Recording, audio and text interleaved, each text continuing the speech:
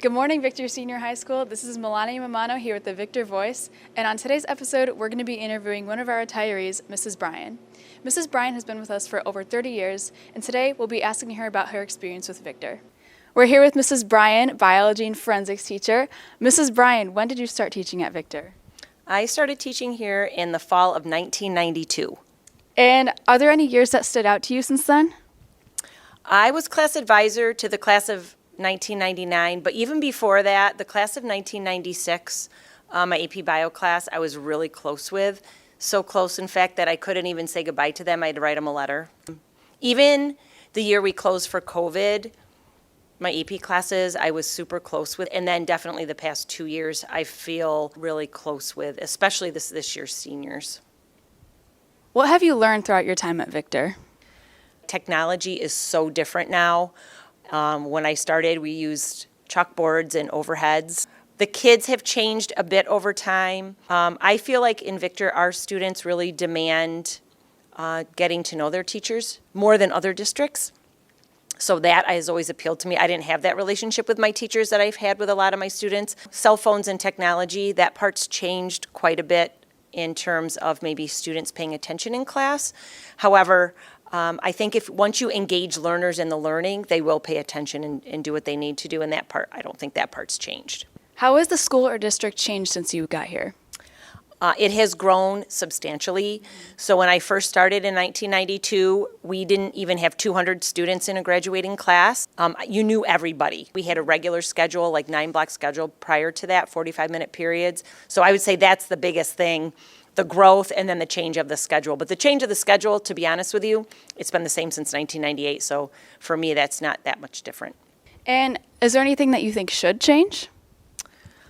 I would like students to pay more attention and spend less time on their cell phones. I would like students to pick up after themselves in the cafeteria. Those that know me with my cafeteria duty know how that is, especially a couple of tables in second lunch and you know who you are. But I think we have a great school.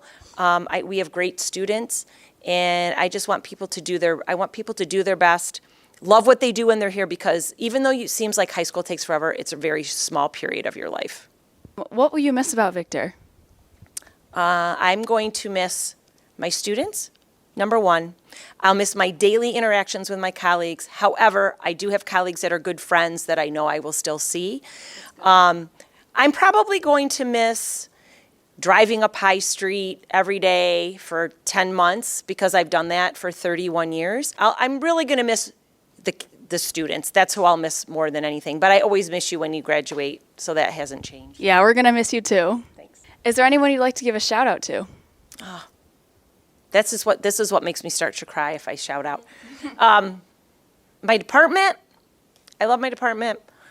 The library, see, should have done that to me. Oh, it's okay. It's okay. My friends know who they are. But I spend a lot of time in the library, Mrs. Westbrook, Mrs. Meisey, Mrs. Randall, my lunch friends, and my friends in my department. I'm going to miss Mr. Porter, Mrs. Stoutenberg probably, and Mr. Thompson a lot because I spend a lot of time with them. And I don't know what I'm going to do without going next door to Mr. Porter like every day to check on him. That's going to be hard. So I'm hoping they don't forget me and they can send me text messages and check in on me. Yeah, they definitely will not forget about you. I hope not. What are you excited about for retirement? The first thing I tell everybody is I'm excited not to get up at 4 a.m. to exercise. So I'm hoping to sleep in a little bit. I want to learn maybe how to paint or draw because I really don't know how. And I admire you people like you, Melania, who know how to draw. And just traveling. I'm hoping my daughter's going to have a baby soon and have a grandchild to go play with. And our son is moving to Tennessee, so it would be nice to just get in the car and go visit. And I'm really looking forward to going on vacation when it's not like break time and everybody's on vacation. And so it won't be as crowded and it will be less money to go places. So those are some things I'm looking forward to. That's amazing. And lastly, do you have any advice that you'd like to give teachers who are just starting out here?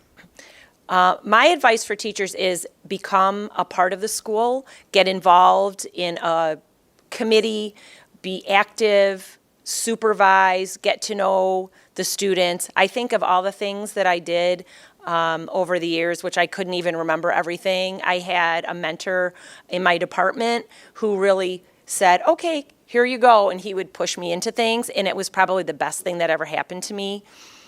Take advantage of professional development, teach a new class, put yourself out there, and it'll help make your time here more interesting, and you won't get stale. And I think that's been a benefit for me. I've gotten to do so many different things that I'm still excited.